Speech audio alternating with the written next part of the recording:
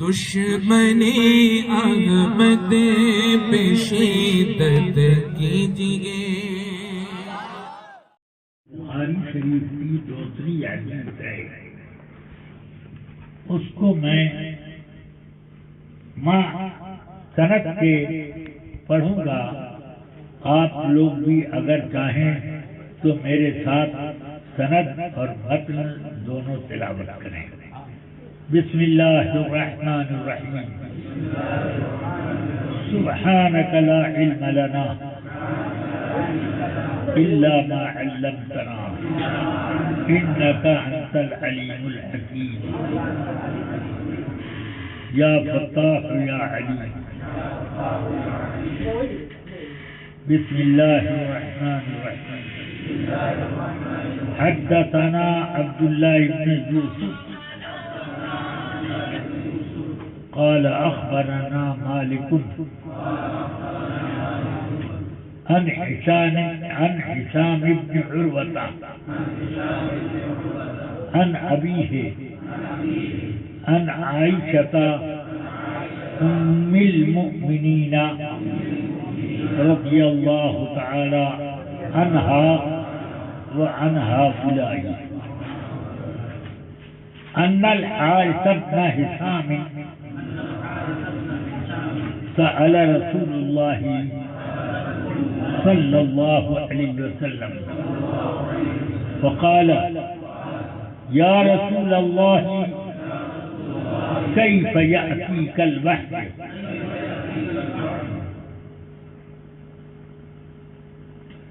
فقال رسول الله صلى الله عليه وسلم أحيانا يأتيني مثل صلصلة الجرس وهو أشده علي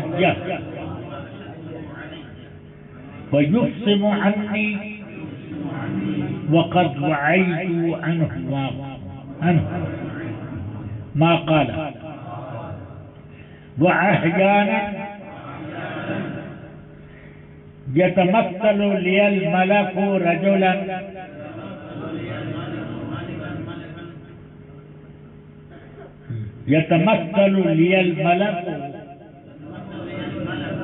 رجلا فيكلمني فأعي ما يقول. قالت عائشة رضي الله عنها ولقد رأيته ينزل عليه الوحي في اليوم الشديد البرد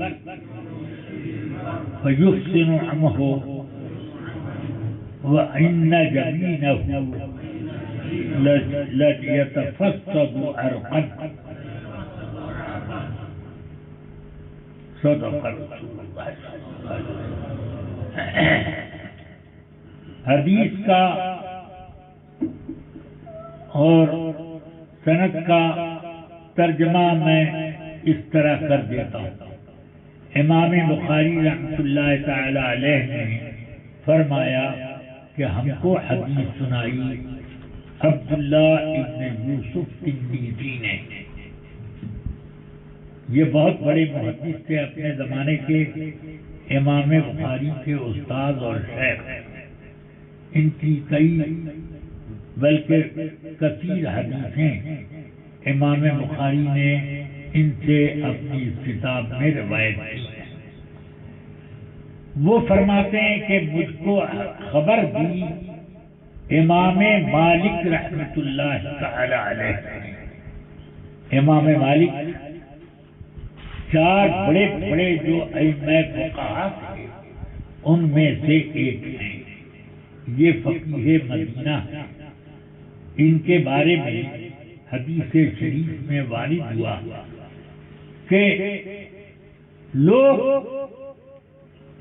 اونٹوں کو ہنکا ہنکا کر مدینہ کی طرف لائیں گے کہ ان کو کہیں کوئی ایسا عالم نہ ملے گا جو مدینے میں ہو. تو امام مالک رحمۃ اللہ علیہ کے پاس وہ لپک لپک کے لوگ آیا کرتے تھے. یہ وہ ہیں امام مالک. اور مدینہ پاک کا اتنا عظیم ادب کہ انہوں نے اپنی زندگی میں وہاں جوتا نہیں پہنا، ہمیشہ ننگے قدم سے وہ چلتے رہے. اور وہ حج ایک فرض حج کیا، اور لوگ جب کہتے تھے کہ چلیے چلیے کہنا، موت آ گئی تو مدینے میں آئے. فرض تھا وہ ادا کر لیا. اب میں نہیں جاؤں گا، اگر کہیں ادھر ہی موت ہو گئی تو میری آرمی تو پڑی رہ جائے گی. سبحان اللہ، اس سے رسول کیسا تھا.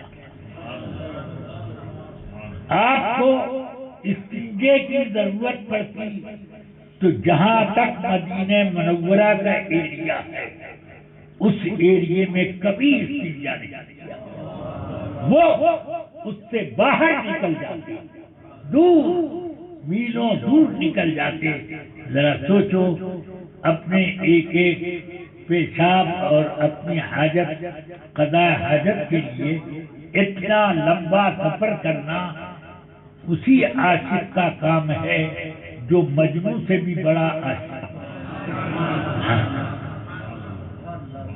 سمجھ میں آئی بات؟ یہ ہے سیدنا امام مالک رضی اللہ تعالی عنہ. امام ابو حنیفہ رضی اللہ تعالی عنہ، ان سے ملاقات کے لیے ایک بار گئے. مدینہ منورہ حاضری ہوئی تو ان سے ملاقات کی. حالانکہ امام ابو حنیفہ رحمۃ اللہ علیہ عمر میں 12 یا 14 سال ان سے زیادہ تھے، اور علم و فضل میں ان کا مرتبہ تو جگانے روزگار تھا کہ امام شافعی نے بھی کہا الناس فی الفقہ عیال علی ابی حنیفہ. فقہ کے معاملے میں سارے فقہا ابو حنیفہ کی اولاد، انہیں کی وراثت میں سب کو ملا. ہاں، یہ سیدنا امام ابو حنیفہ وہاں پہنچے. امام مالک نے پوچھا کہ آپ کہاں سے تشریف لائے؟ فرمایا عراق سے. تو انہوں نے کہا عراق سے؟ اور عراق میں کیونکہ کربلا کا بھی واقعہ ہوا ہے، اس لیے برجستہ امام مالک نے فرمایا عراق تو منافقوں کی جگہ ہے. تو حضرت امام اعظم بولے کہ اجازت ہو تو میں ایک دو آیتیں آپ کے سامنے پڑھ دوں. تو ان کا ضرور پڑھیے. ومن تو شروع کیا ومن اہل العراق مردوا علی النفاق، کہ نہیں من اہل المدینہ ہے. تو امام اعظم فرمانے لگے یہ تو آپ کہہ رہے ہیں، آپ کہہ رہے ہیں. آپ نے جو پہلے کہا تھا وہی میں پڑھ رہا تھا. تو یہ ذکاوت میں امام ابو حنیفہ کی کوئی مثال نہیں. امام مالک زبردست محدث، سیدنا امام اعظم کے شاگردوں نے امام مالک کے پاس حدیث پڑھی. امام محمد کی موطا، امام محمد یہ اخبرنا مالک اخبرنا مالک، موطا امام مالک کی تھے. اس کو امام محمد کے لیے کی طرف اس لیے منسوب کرتے ہیں کہ جہاں مسائل میں اختلاف ہوا تو انہوں نے اپنے دلائل والی حدیثیں بھی تقسیم کر دی. ہاں، تو اس لیے وہ موطا امام محمد کہلاتی ہے. مگر موطا امام مالک کی ہی روایت موطا امام محمد ہے. موطا امام عمرو یحییٰ ابن عمرو ہے وغیرہ بہت سی روایتیں ہیں امام مالک. چلیے وہ حضرت ہشام ابن عروہ رضی اللہ عنہما سے روایت کرتے ہیں. یہ بہت بڑے محدث تھے، تابعین میں تھے.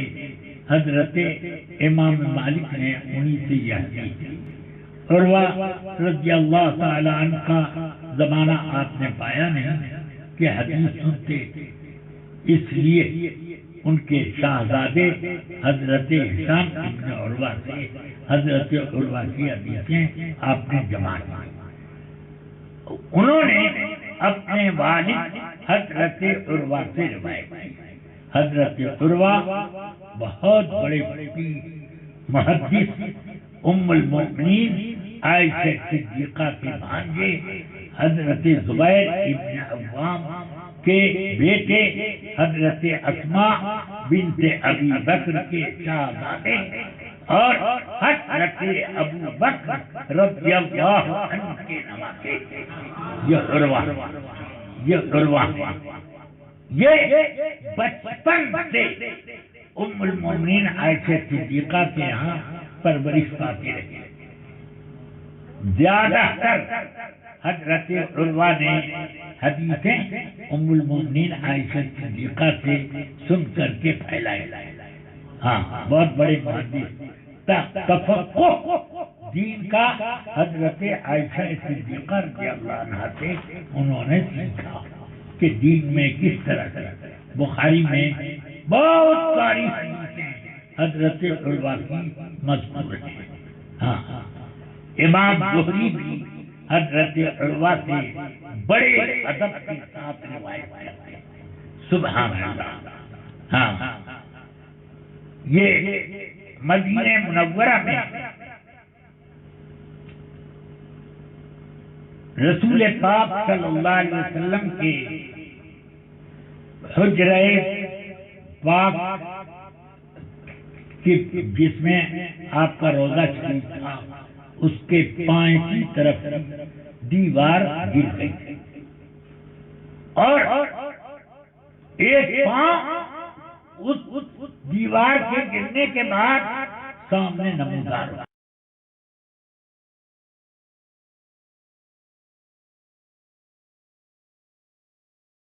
اللہ کا عذاب آئے گا. ہم لوگوں کی بے توجہی سے دیوار گر گئی. اگر ہم لوگ پہلے ہی اس دیوار کے مخصوص حال کو دیکھ کر یہاں دیوار مضبوط کر دیتے تو یہ نوبت نہ آتی. اب تو عذاب آئے. یہ طرح طرح کی افواہیں پھیل گئی. زبیر ابن یا عروہ ابن زبیر رضی اللہ عنہما کو خبر ملی، بھاگے گئے. یہ بھی دیکھنے کے لیے بھاگے گئے.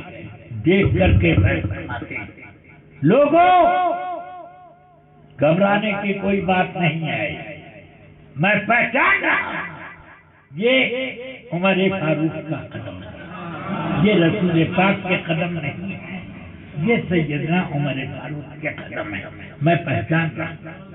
حضرت عمر فاروق رضی اللہ عنہ کی بارگاہ میں بھی بہت بیٹھتے تھے تو وہ خوب اچھی طرح سے سب پہچانتے تھے. تو انہوں نے یہ فرمایا. اب ولید ابن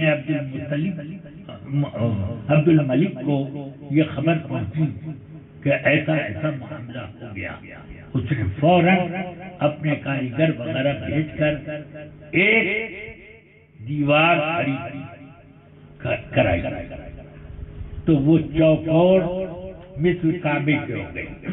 تو علماء کرام نے فرمایا کہ نہیں، یہ کعبے کی طرح ہے، مستطیل ہونی چاہیے کہ چار کونا ہو مگر لمبائی کے ساتھ. تو اس دیوار کو توڑا نہیں گیا، بغیر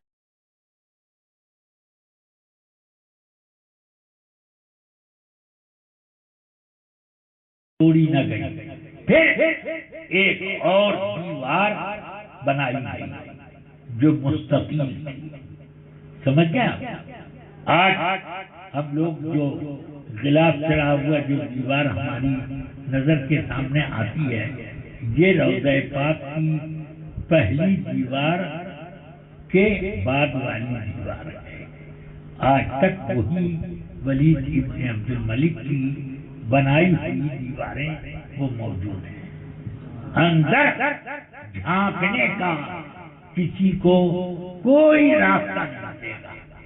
سمجھ میں آئی بات؟ ہاں، اس لیے اب اندر کا حال جو بتائے وہ اللہ کے رسول صلی اللہ علیہ وسلم کی دی ہوئی قوت بصارت سے دیکھ کر کے بتاتا ہے. چلیے ہاں، اور یہ اس سے ایک اور میں بات بتاتا ہوں کہ سرکار رسول اکرم سید عالم صلی اللہ علیہ وسلم کو سرکار غوث پاک نے وہاں پہنچ کر سلام پیش کیا. آپ نے وعلیکم السلام کہا. دونوں دیواروں سے باہر ہو کر دست مبارک تشریف لایا. حضرت غوث پاک نے مصافحہ کیا. دست سیدنا شیخ احمد کبیر رضی اللہ تعالی عنہ انہوں نے بھی سلام کیا، مصافحہ کیا سرکار سے. امام احمد رضا وہ بھی پہنچے اور ان کو بھی یہ شرف ملا. سمجھ آئی بات؟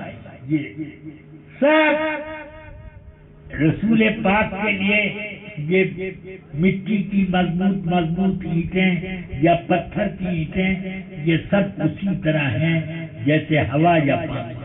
ہاں، سمجھ میں آئی بات؟ اس میں سے جیسے چاہیں آپ بڑھا دستے پاک بڑھا. چل حضرت عروہ اس حدیث کو ام المومنین عائشہ صدیقہ سے روایت فرماتے ہیں.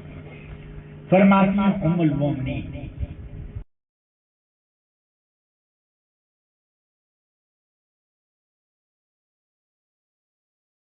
یہ حارث بن ہشام کون ہے؟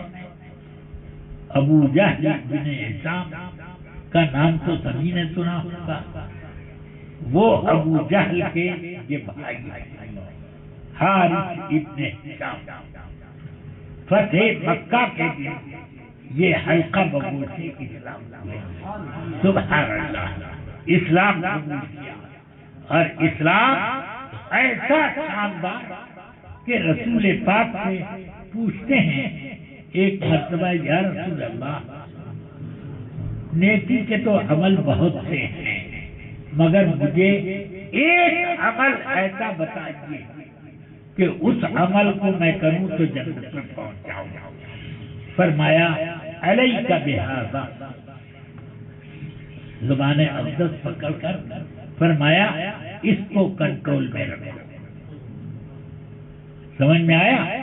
تو وہ عرض کرتے ہیں یا رسول اللہ تب تو سوائے تلاوت قرآن اور ذکر الہی اور لوگوں کو دینی مسائل بتانے کے میں کسی سے کوئی بات نہ کروں گا. پوری زندگی اسی طرح انہوں نے گزار دی. یہ حارث نے ابو جہل تو خباثت کا مجموعہ تھا اور اس کے بھائی تو اللہ نے کیسے شاندار مراتب عطا کیے. حارث ابن ہشام نے رسول پاک سے سوال کیا. کیا سوال؟ یا رسول اللہ کیف یأتیک الوحی، قرآن شریف کی وحی آپ پر کیسے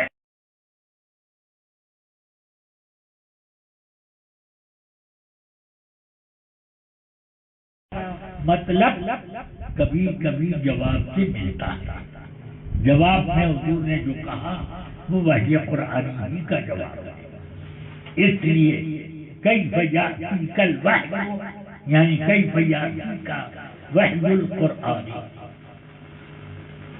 تو رسول پاک نے فرمایا ربما یأتینی مثل فلفلۃ الجرس، کبھی کبھی ایسے آتی ہے جیسے کہ گھنٹی کی جھنجھناہٹ کہ اس پر موسل مارا جائے ٹن آواز ہوئی، اس کے بعد ایسے ہوتا ہے. تو اسی گونج کی طرح فرشتہ قرآن تلاوت کرتا ہوں، یہ وہو اشد علیہ، میرے لیے یہ وحی کا طریقہ سب سے زیادہ. کیوں کہ اس میں گونج میں کیا کیا الفاظ ہیں، کیا کیا اس کی ترتیب ہے، کیسے اس کو پڑھا جائے، وہ سب رسول پاک کی یاد کرتے جاتے. سمجھ میں آئی؟ فرماتے ہیں فَيُسْلِمُ عَنِّي وَقَدْ وَعَيْتُ عَنْهُ، یہ سلسلہ جیسے ہی کٹا میں یاد سے فارغ ہو چکا. یہ رسول پاک صلی اللہ علیہ وسلم کا معجزہ.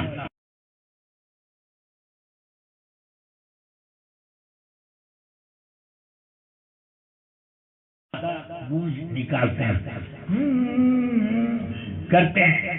اب وہ اپنے ذہن میں وہ شعر رکھے ہوئے ہیں جس کو کر رہے ہیں، مگر دوسرا سوائے اونٹوں کے کچھ نہیں سن پاتا. مگر یہ شان ہے کہ فرشتے اس گونج کی طرح سے وہ بول رہے ہیں جس کا ایک لفظ دوسرے لفظ سے ممتاز نہیں، مگر آقا کائنات پوری عبارت مثل محفوظ کے پڑھ ہیں اور وہ یاد بھی کر سکیں. خود وحی کا سلسلہ ختم ہوا، وقت وعیتو ماضی کا صیغہ اور اس پر قد، ہاں ماضی کی تاکید ہو گئی کہ مطلب یہ کہ وہ کٹا اور میں تو پہلے ہی فارغ ہو چکا، یاد کر کے فارغ ہو چکا. یہ شان ہے رسول پاک صلی اللہ علیہ وسلم. تو اب یہ سب کام کیا ہے؟ اللہ تبارک و تعالی اپنے حبیب سے یہ کام لیتا ہے. اسی لیے تو فرمایا اقرا وربک الاکرم. ایسا امی کس لیے منت کشے استاد ہو، کیا کفایت، ہاں کیا کفایت اس کو اقرا ربک الاکرم نہیں. یہ چلیے حضور صلی اللہ علیہ وسلم نے اس کے بعد فرمایا وقت وعیت عنہ ما قال، میں فارغ ہو چکا اس کو یاد کرنے سے جو انہوں نے کہا.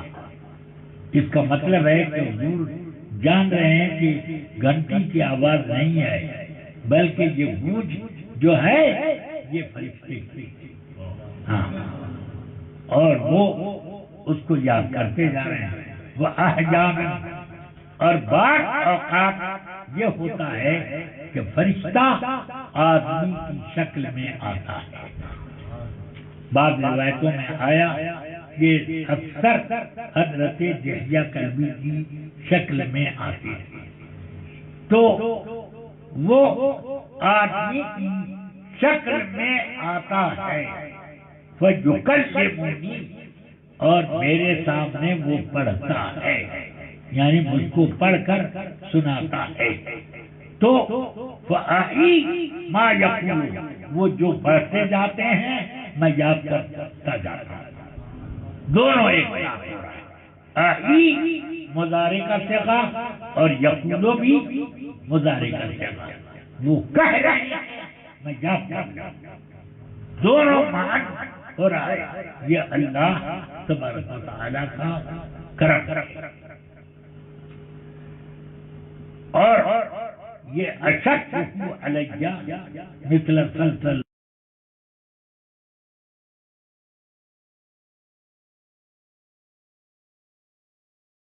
عنہا فرماتی ہیں کہ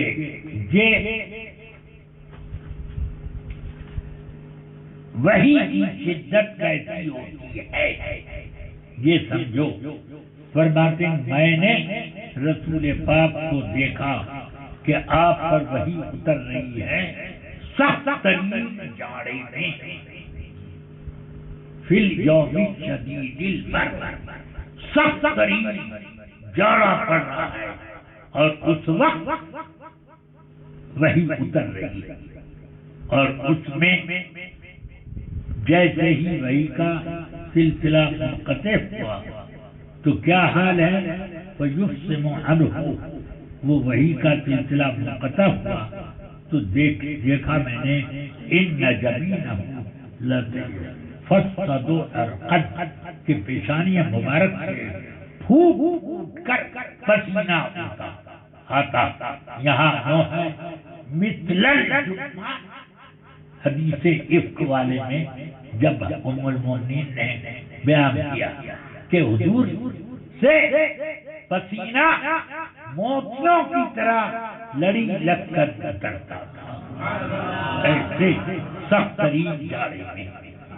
اب اس حدیث سے میں یہ بتانا چاہتا ہوں کہ غیب تو بہت سے ہیں مگر سب سے بڑا غیب تو کلام الہی ہے. کس کو معلوم کہ کہاں سے اس وقت جبریل کون سی وحی لے کر آ رہے ہیں، کیا پڑھیں گے کیا نہیں پڑھیں گے.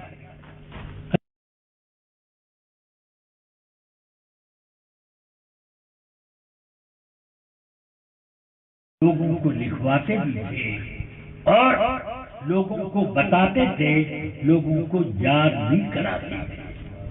سمجھ گیا؟ یہ شان تو یہ غیب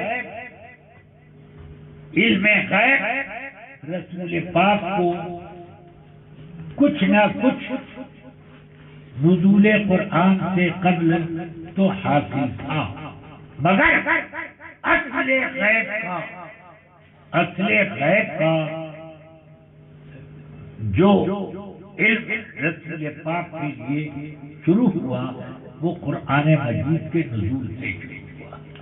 جب تک نزول قرآن کی آخری وحی نہ ہو گئی تب تک علم غیب کی تکمیل رسول پاک کے لیے ہم اہل سنت نہیں مانتے. ہم یہی کہتے ہیں کہ رسول پاک جب دنیا سے تشریف لے گئے تو جمیع ما کان و ما یکون کہ وہ عالی یہ کہتے ہیں. یہ نہیں کہ پہلی روز، اگر پہلی روز ہوتا تو یہ وحی اترنے کیا ضرورت، پورا قرآن لے کر آئے ہوتے نہیں، وہ ضرورت کے مطابق. تو یہ علم غیب ہے. اس طرح آپ بتائیں مجھے کہ آپ کو رسول پاک کے بتانے سے پہلے معلوم تھا کہ نماز فرض ہے، روزہ فرض ہے، زکوٰۃ فرض ہے؟ کسی کو معلوم تھا؟ مگر اب میرے آقا نے کہا 5 وقت فرض ہے اور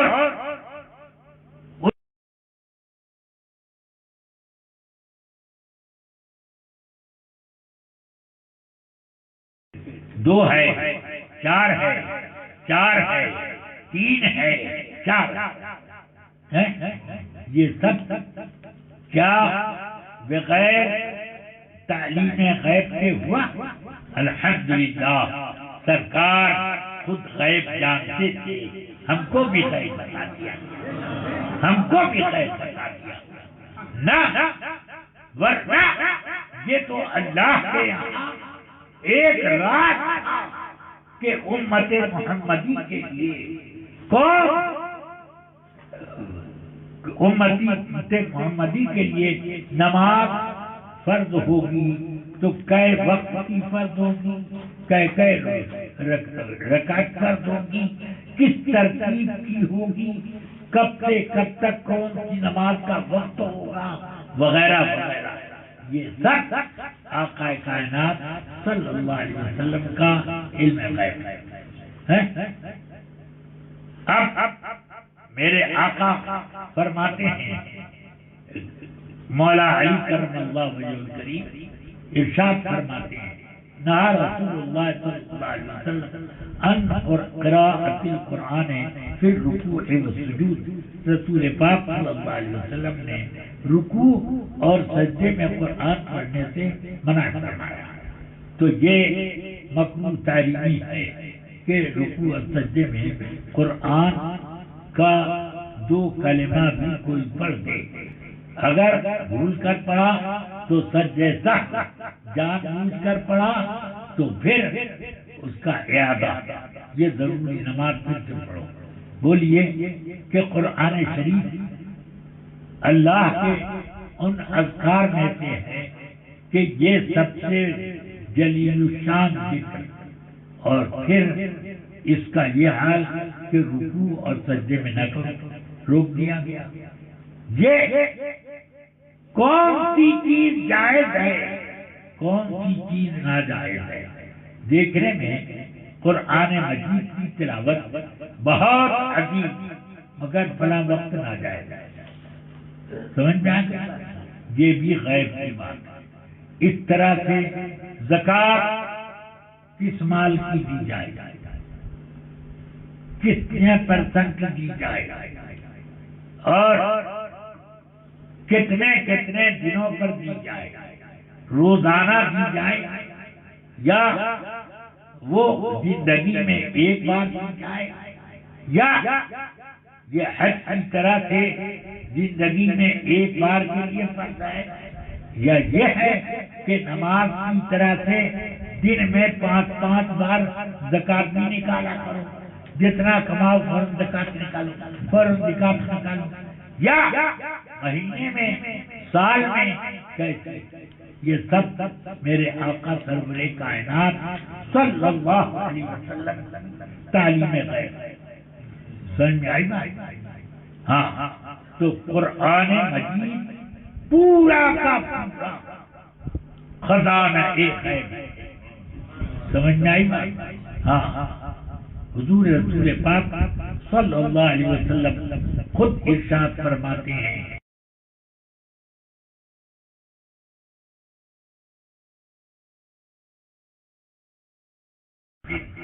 قرآن 7 طریقے پر اتارا گیا، لِكُلِّ مِنْهَا ظَهْرٌ وَبَطَنٌ، ان میں سے ہر ایک کا ایک ظاہر ہے اور ایک غیب ہے، سمجھ گیا؟ ہاں، تو شہادت اور غیب، اس لیے رفیقان ملت اللہ کے رسول صلی اللہ علیہ وسلم نے اپنے صحابہ میں سے جس کو چاہا غیب کی بات بتائی۔ اسی بخاری شریف میں ایک حدیث ہے کہ غزوہ تبوک کے موقع پر رسول اکرم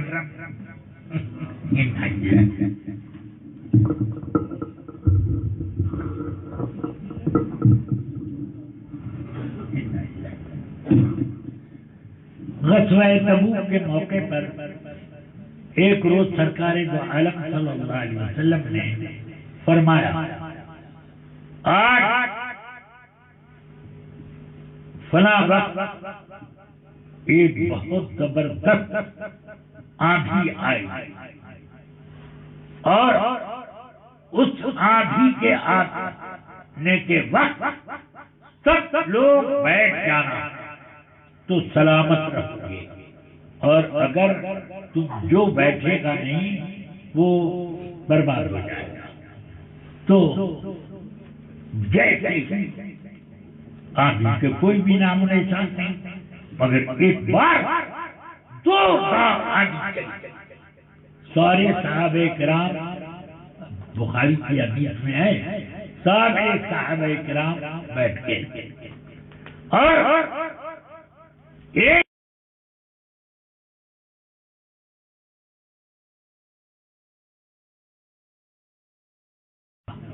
جو کھڑا تھا وہ ہوا میں اڑ گیا، اور تنہا میں جو یمن کا ایک بہت بڑا شہر ہے، یمن صنعاء، اس کی لاش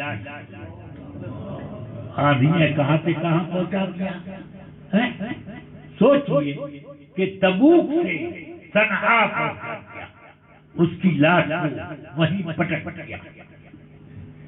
صحابہ کرام فرماتے ہیں یہ منافق تھا. تو منافق کو نبی کے علم غیب پر اعتماد نہیں ہوتا ہے. سمجھ میں آئی بات؟ نبی کے غیب دانی پر جو اعتماد نہ کرے وہ کیا ہے؟ منافق.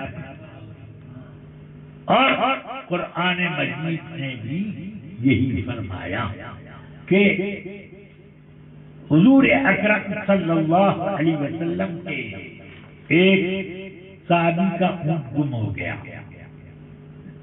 تو ادھر ادھر تلاش کرتے رہے. پھر رسول پاک سے انہوں نے پوچھا، فرمایا فلاں جنگل میں فلاں درخت کے نیچے تمہارا اونٹ مل جائے گا، جاؤ وہیں ہے. اب جاتے ہوئے کچھ منافقین راستے میں ملے، کہاں جا رہے ہو؟ رسول پاک نے ایسے فرمایا وہ کیا جانے غیب کی بات، ہم لوگوں کے سامنے ہوتے ہیں اور وہ ہم کو نہیں پہچان پاتے کہ ہم کون ہیں. وہ نہیں پہچان پاتے تو اتنی دور کا اونٹ کیا پہچان پائیں گے.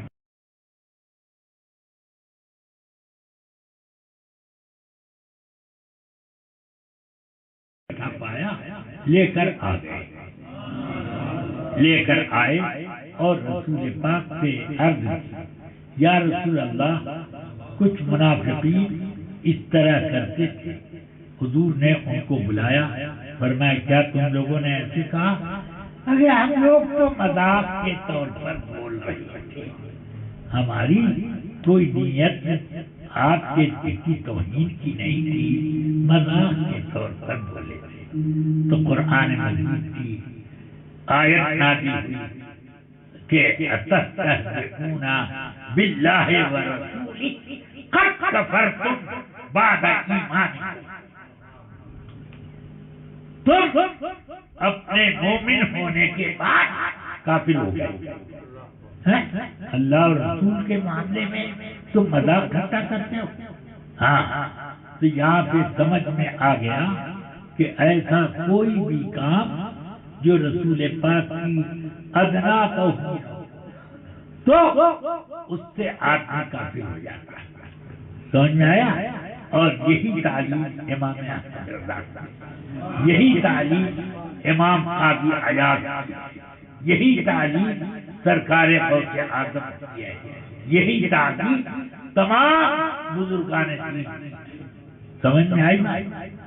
اعلیٰ حضرت رضی اللہ تعالی عنہ نے رسول پاک کی عظمت اس طرح سے ہم لوگوں کو سکھائی کہ دنیا یہاں ہندوستان تو ہندوستان ہے، عرب میں، افریقہ میں، امریکہ میں، یورپ میں لوگ یہی پڑھتے ہیں ڈال دی قلب میں عظمت، ڈال دی قلب میں عظمت سیدی اعلیٰ علم غیب کا انکار کرنا.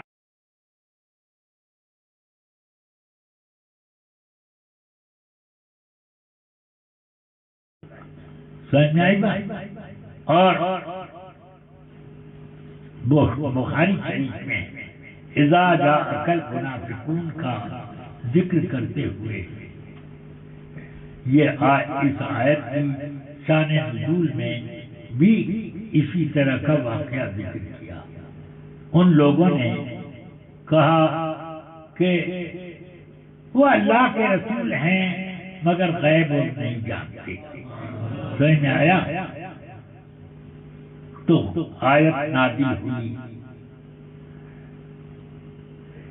اذا جاءك المنافقون قالوا نشهد انك لرسول الله والله يشهد واللہ یعلم انک رسولہ واللہ یشہد ان المنافقین لکاذبون. یہ آیت ہے. تو اس سے آپ سمجھ لیں کہ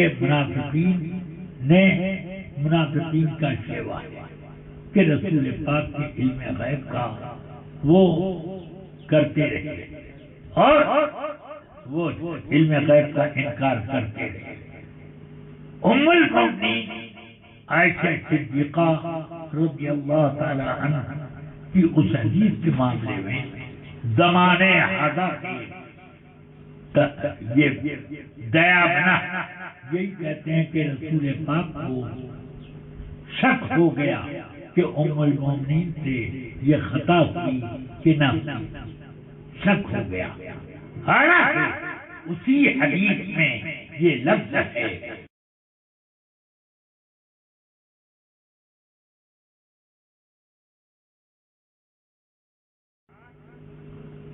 حضرت اسامہ ابن زید اور مولا علی کرم اللہ وجہہ کو دونوں کو بلایا. بخاری شریف میں آتی ہے. آپ لوگ مجھے اپنی اہل کے بارے میں کیا مشورہ دیتے ہیں؟ تو حضرت اسامہ نے فرمایا آپ کی زوجہ مطہرہ خدا کی قسم ہم ان کے بارے میں بھلائی کے علاوہ کچھ نہیں جانتے. پھر آپ کس بنا پر چھوڑیں گے؟ وہ آپ کی اہل ہیں. یہ انہوں نے کہا. حضرت علی بولے کہ یا رسول اللہ ہمیں تو کچھ نہیں معلوم ہے یہ کہ اس طرح کی کوئی بات ہو. آپ اس طرح کی بات کو اس سے پوچھیں. گھر کی باقی یعنی بریرہ سے وہی راز کی باتیں بتائی. پھر فرماتے ہیں کہ یا رسول اللہ عورتیں تو بہت ہیں، اگر آپ چاہیں تو ایک سے ایک عورت کوئی بھی آپ انتخاب کرنے بلا وجہ آپ خدمہ نکلیں. یہ تو سرکار دو عالم صلی اللہ علیہ وسلم نے بریرہ کو بلایا. ماذا ترائنا، کیا تم عائشہ کے بارے میں جانتی ہو دیکھتی ہو کیا؟ تو فرمایا وہ عرض کرتے ہیں یا رسول اللہ میں نے کبھی ان میں کوئی ایسی بات کبھی بھی نہ دیکھی.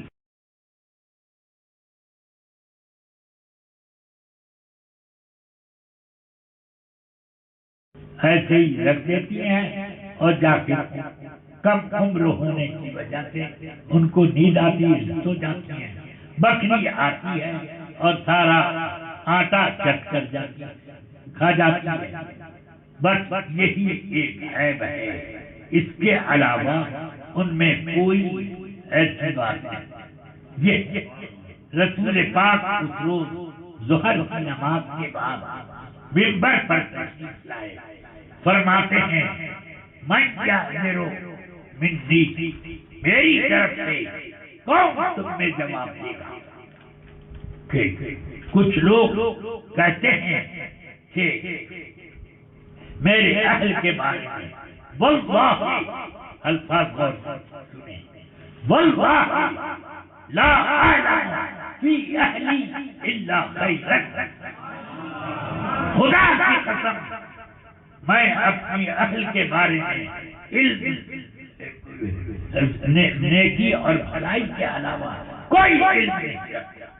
مجھے اتنا ذرا سوچو، اس کے بعد بھی کوئی وہابی تو کہے گا کہ رسول پاک کو یقین نہیں ہے، شک ہے. منبر پر میرے آقا فرما رہے ہیں واللہ لا اعلم فی اہلی الا خیرا. اچھا اب پھر اتنے ہی پر بس نہیں کیا، اور جس شخص کے بارے میں کہتے ہیں ومن قالوا فیہ واللہ لا اعلم الا خیرا، جس مرد کے بارے میں یعنی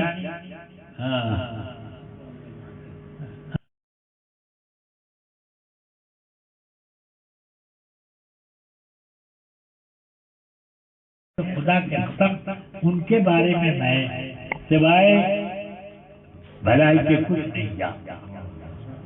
کون ہے جو میری طرف سے جواب دے؟ یعنی منافقوں. اور یہ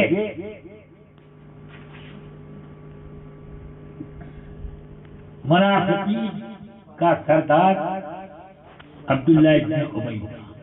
وہی زیادہ اس میں دلچسپی لیتا تھا. تو وہ قبیلہ خزرج میں ہوتا تھا اور اس قبیلے کے سردار سعد ابن عبادہ تھا. اور قبیلہ اوس یہ بھی انصار کا قبیلہ ہے، خزرج بھی اور یہ بھی. تو قبیلہ اوس کے سردار سعد ابن معاذ. حضرت سعد ابن معاذ اٹھ کر کھڑے ہوئے، عرض کرتے ہیں یا رسول اللہ، ہم جواب اس کا دیں گے. اگر وہ ہمارے قبیلے کا ہوگا ہم فوراً اس کو قتل کر دیں گے، اور اگر ہمارے خزرجی بھائیوں میں سے ہوگا تو آپ جو حکم دیں گے ہم اس پر عمل کریں گے. اتنا سننا تھا تو سعد ابن عبادہ کی موج پر داؤ آ گیا کہ میرے قبیلے کو کیسے انہوں نے اس طرح سے کہہ دیا. وہ کہنے لگے خدا کی قسم تم اس کو قتل نہیں کر سکتے. تمہارے قبیلے کا ہوتا تو ضرور تم اس کو قتل سے بچتے. تو حضرت اسید ابن حضیر کھڑے ہو گئے، کہنے تم منافقوں کا دفاع کرتے ہو، تم منافق ہو.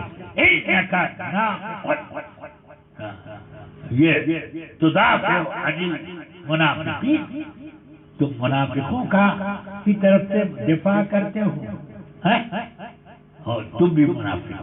آپ تو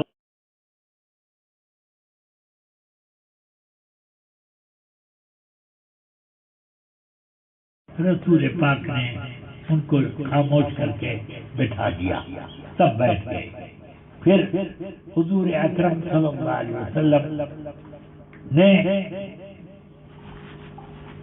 وہ آپ ممبر پر آئے. دوسرے دن میرے آقا حضرت ام المؤمنین عائشہ صدیقہ اور ان کے پاس بیٹھے تھے ان کے والدین سیدنا ابو بکر صدیق، سیدنا ام رومان اور ایک اور عورت انصار، یہ سب بیٹھے ہوئے ہیں. اور رسول پاک نے فرمایا کہ اے عائشہ تمہارے بارے میں لوگ ایسی بات کہتے ہیں. تو بہرحال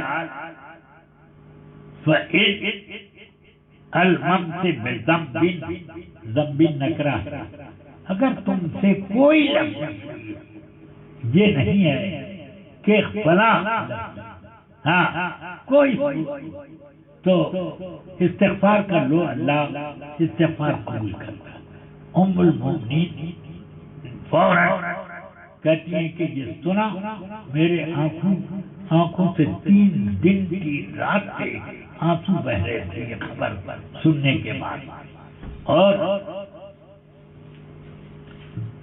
جیسے یہ بات میں نے سنی آنکھ سے آنسو رک گئے. میں نے اپنے باپ ابو بکر سے کہا حضور کی بات کا جواب دو. کہ کوئی ایسی بات تو کہی نہیں کہ جواب کی ضرورت ہو. تو میں نے اپنے ماں سے کہا حجیبی عن رسول اللہ صلی اللہ علیہ وسلم، رسول پاک کو میری بات کا جواب دو. انہوں نے بھی یہی کہا. تو حضرت عائشہ فرماتی ہیں سنو، میں اگر کہوں کہ یہ سب جھوٹ ہے تو آپ مجھے جھوٹا مانیں. آپ جلے کٹے انداز میں بولنا شروع کیا. اور اگر میں یہ کہوں ہاں ہو گیا ایسا تو میں جھوٹ بولوں تو آپ مجھے سچا مانیں. میری مثال اور آپ لوگوں کی مثال حضرت یعقوب اور ان کے بیٹوں کی ہے، جب انہوں نے کہا واللہ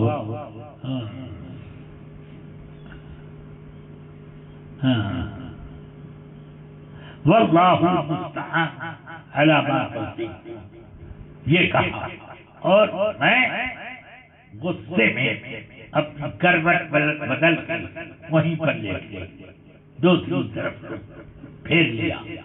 اتنے میں سرکار دو عالم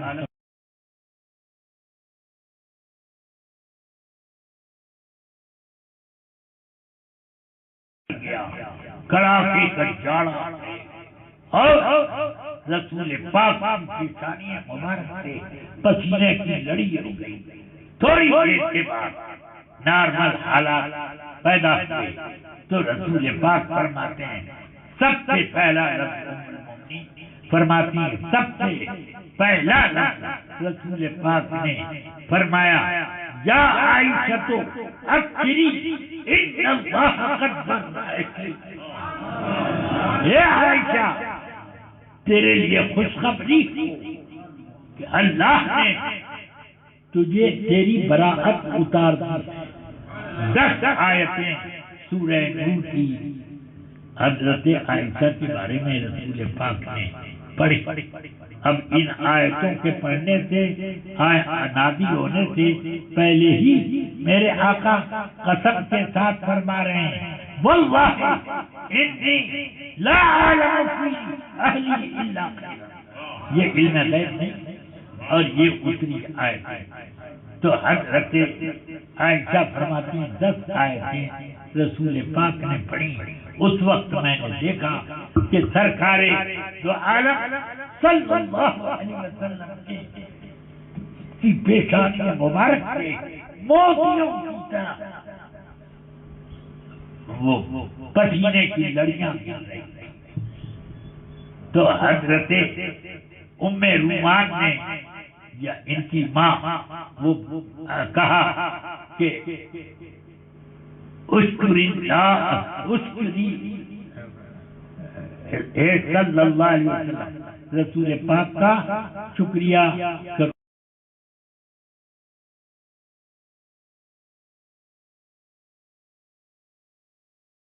کہ صدقے میں اتری تو تم شکریہ کرو۔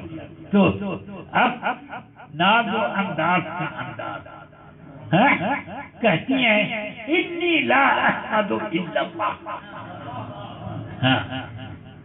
میں تو اللہ ہی کا شکر ادا کروں، سبحان اللہ۔ یہ ناز و انداز کی بات ہے، یہ نہیں ہے کہ وہ کہتی ہیں کہ خدا کے قسم میں تو جانتی تھی کہ اللہ میرے بارے میں وہی اتارے گا، مگر مجھے یہ نہیں معلوم تھا کہ وحی مطلوع قیامت تک تلاوت کی جانے والی اترے گی۔ میں سمجھ رہی تھی کہ اللہ اپنے نبی کو خواب میں بتا دے گا کہ یہ، مگر میرے بارے میں اپنے آپ کو اتنا حقیق سمجھتی تھی کہ میں نے یہ سوچا بھی نہ تھا کہ اللہ میرے بارے میں وہی مطلوع اتارے گا۔ سبحان اللہ۔ ذرا سوچئے ان حضرات کے تواضع کی شان یہ اور عظمت شان۔ اللہ تبارک و تعالی مجھے اور آپ کو اور تمام اہل سنت جماعت کو سچا پکا ایمان عطا فرمائے اور اس ایمان کی حفاظت فرمائے۔ ایمان غیب کی باتوں والا ایمان ہے۔ سمجھ میں آئی بات؟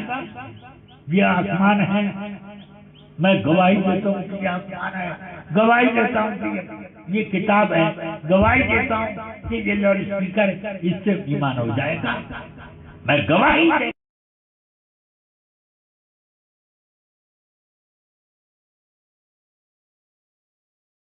قرآن اللہ کی کتاب ہے، اس غیب کی کہ قیامت ضرور آئے گی، اس غیب کی کہ ہر کام کی تقدیر مقرر ہے، یہ سب ان سب چیزوں کو، ایسی باتوں کو غیب پر ایمان لانا چاہیے. اس لیے تعلیم تصدیق النبی صلی اللہ علیہ وسلم، نبی صلی اللہ علیہ وسلم کی تصدیق کرنا ان تمام باتوں میں جو وہ اللہ طرف سے لائے، وہ علماء مجموعی ضرورتاً، اور اس کا ضرورت دینی کی طرف ہونا معلوم ہو. یہ ایمان کی تعلیم ہے کہ نبی صلی اللہ علیہ وسلم جو بات لے کے آئے اور ضرورت دینی کے طور پر ہو، تب اس کو مان لینا ایمان ہے. اب یہ اس کو آسمان کا ہو، یہ تعلیم رسول میں نہیں. یہ تو ہم کو ڈکشنری سے معلوم ہے کہ آسمان اوپر ہوتا ہے، زمین نیچے ہوتی ہے. ہم زمین پر چلتے ہیں، یہ گھاس ہے، یہ پانی برس رہا ہے، اور یہ تالاب ہے، اور یہ چولہا ہے، یہ چمچہ ہے، یہ سب چیز تو ہم خود سے یہ ڈکشنری سے اپنے عرف کے لوگوں کے بولنے چالنے سے یہ جان لیتے ہیں. ان چیزوں کا ماننا ایمان نہیں ہے. نبی جو غیب کی خبریں دیتے ہیں، سب باتوں کو مان لینا ضروریات دین کے طور پر، یہ ایمان ہے.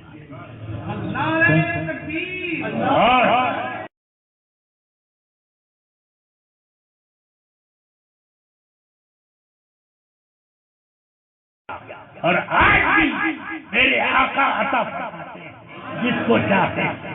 شیخ سیدنا شیخ صالح شیرازی علیہ الرحمہ کو یہ کس نے بتایا کہ امام احمد رضا بریلی میں پیدا ہوا اور وہ یہ کارنامہ انجام دیں گے؟ یہ کس نے بتایا؟ یہ رسول پاک. سمجھ میں آئے گا؟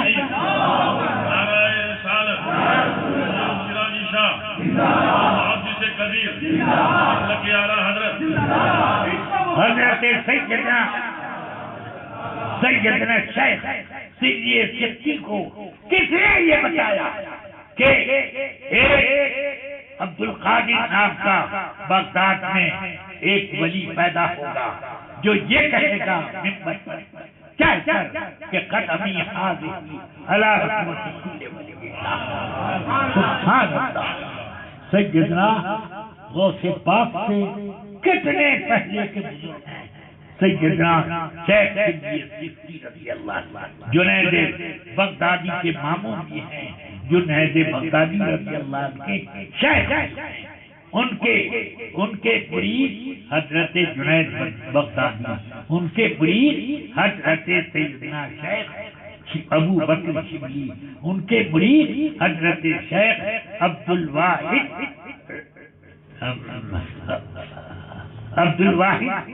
شیخ عبد الواحد، ان کے مرید شیخ ابو الفرج ترکی، ان کے مرید حضرت شیخ ابو الحسن، اور ان کے مرید حضرت ابو سعید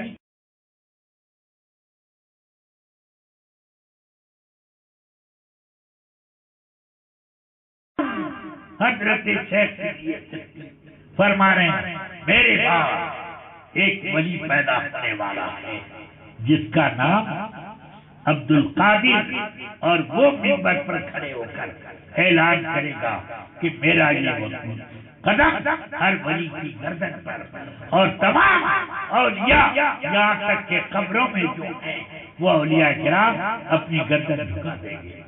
یہ اب اس طرح اور بھی کئی اولیاء کرام کا بیان اسی بہجت الاسرار شریف میں آپ پڑھیں. غوث پاک کی پیدائش سے بہت پہلے کی بات یہ کس نے بتایا؟ ان کو کس نے بتایا؟ ارے سرکار کی بارگاہ یہ غیب تلقین ہوا اور انہوں نے وہاں سے تلقین کیا. بہرحال جب چاہا بیان کیا، اور کتنوں کو علم ہے وہ ہمارے علم میں نہیں ہے، مگر وہ لوگ اپنا علم اپنے سینے میں لے کے چلے جاتے. ہاں اللہ تبارک و تعالی خیر پر فضل نوازے. ربنا تقبل منا انك انت السميع العليم.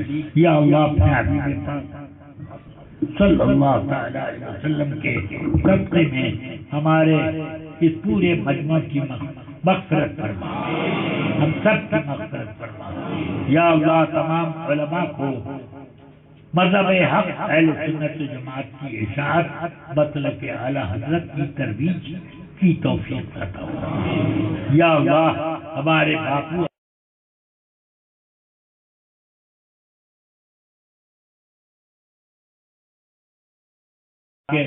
کے فیض و برکات سے امت کو فیضیاب بنا. ربنا آتنا من لدنک رحمہ وہیئ لنا من امرنا رشدا. مجھ سے جن لوگوں نے دعاؤں کے لیے فرمائش کی یا رب العالمین، مجھ سے زیادہ ان کی ضرورتوں اور ان کی حاجتوں کو تو جانتا ہے. تو ان کی حاجت روائی فرما، مشکل کشائی فرما. یا اللہ کرم فرما. وصلی اللہ تعالی علی خیر خلقی وقاسم رزقی سیدنا محمد وآلہ وصحبہ اجمعین برحمتک یا رب.